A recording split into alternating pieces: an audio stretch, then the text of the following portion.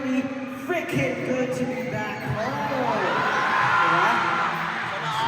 Inuulit na natin gawin to, mag-concert sa Pilipinas at sa Araneta, magsunod-sunod, hindi kami magsasawa.